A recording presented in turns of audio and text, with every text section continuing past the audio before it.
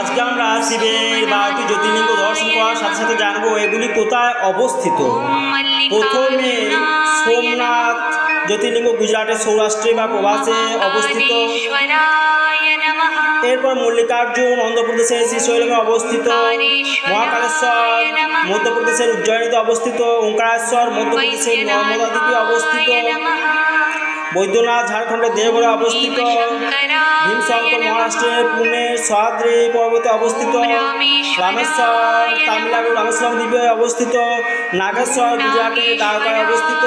বিশ্বনাথ উত্তরপ্রদেশের কাশী বারাণসীতে অবস্থিত। ত্রম্বকেশ্বর মহারাষ্ট্রের নাসিকে অবস্থিত। কেদারনাথ উত্তরাখণ্ডের রুদ্রপ্রয়াগে অবস্থিত এবং কৃষ্ণেশ্বর জ্যোতির্লিঙ্গ মহারাষ্ট্রের ঔরঙ্গাবাদের কুজরায় অবস্থিত। কেমন লাগলো জানাবেন। ওম ভস্মেশ্বরায় নমঃ।